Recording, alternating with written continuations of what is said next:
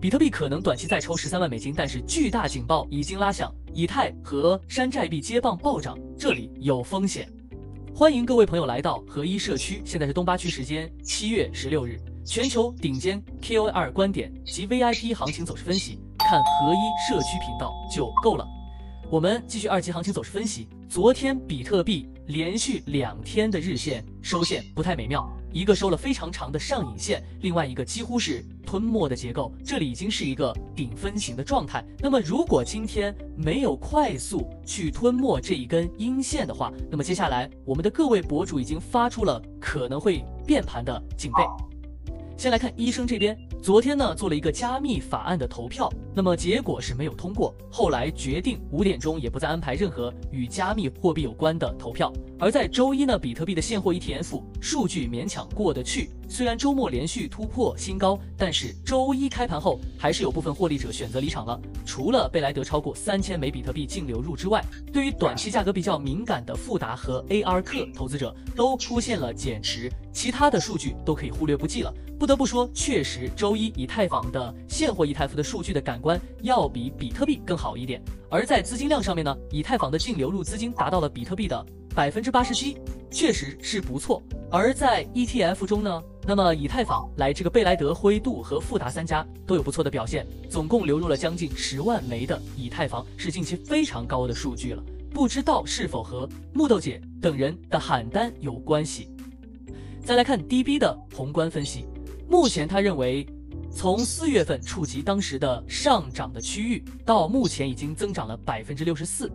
在过去几个小时，许多的指数和资产都触及到了阻力区，并出现了高时间框架的 HTF 的看跌背离，因此回撤了。昨天的走势的很大一部分都被回撤了。该局呢正在重新测试之前的历史高点，在我看来，鉴于最近市场的 HTF 的背离，这里人满为患，并不适合做波段交易。而3.5万到3.4万亿美金是整个加密市场的强有力的支撑区，这里是维持市场积极势头的匕首区。如果跌破这个区域，我们可以认为市场已经见底；如果测试该区域，则在第一时间框架 LTF 触发后，新的买入将变得非常合适，并且可以很轻松的促使市场走向新的高点。但是如果近期出现新的历史高点，也考虑1天的级别，就日线级别出现背离的可能性。好，这是关于整个加密市场的总市值已经出现了一些风险，而这个区间是我们必须要去稳守的区间。而在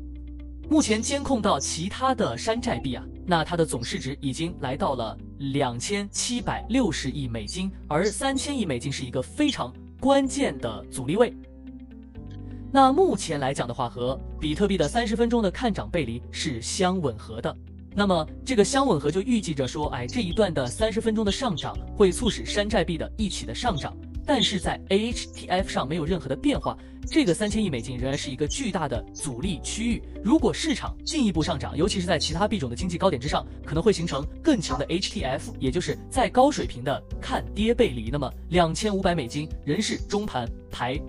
股也就是我们的山寨币摆动的区，也就是对应的这个3.5万亿美金市值的总的山寨币，所以总的市值那么这里大家都是可能注意到了一些风险的信号。那么接下来看刘玉东认为，在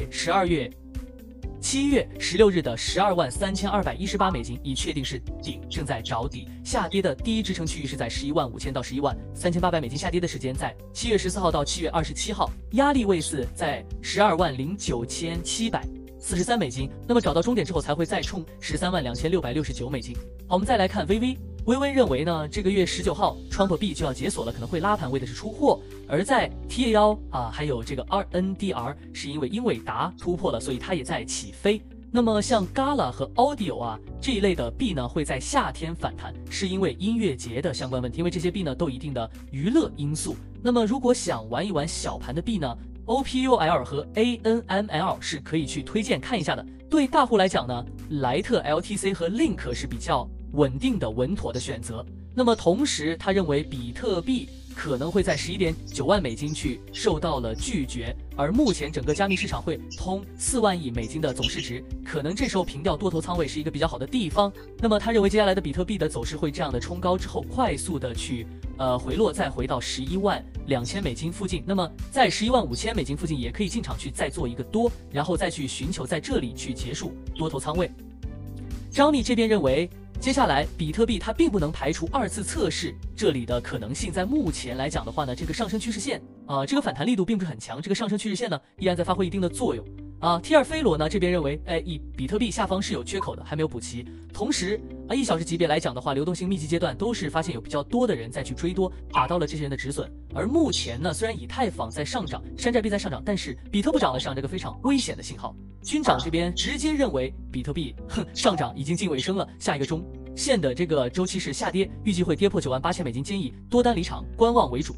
瑞俄这边认为，这个 Solana 可能是要突破中枢和200日 EMA 均线了，这里是可以去进行买入的。那么今天看到足够多的 pullback， 这才是该买入的地方。有没有等到以太Solana 冲天的时候？那么最近 Solana 可能有一点独立的行情，也跟它的一个非常大的一个系统就 Pump 上线有一定的关系。米雪昂这边则认为，如果比特币没有受限在11.8万美金，可能未来几天就会跌破11.2万美金，会在日线之后评估做空入场，这个抛售的压力也将非常的低。Jason 这边也是直接平掉了大部分的多头的仓位，接下来呢可能会在11.9万美金寻找空单，到时会通知。那么以上的博主看起来都已经发现危险的信号了，大家也要格外的提防。而大盘核心数据方面，24小时我们看到比特币依然在大量的流入交易所，大家都在抛售。而现在 ETF 来讲的话，今天应该也是，就算净流入也不会特别的多。那么以上就是所有行情分析，祝各位老板提前做好预警，牛市能够保留住胜利果实，继续发大财。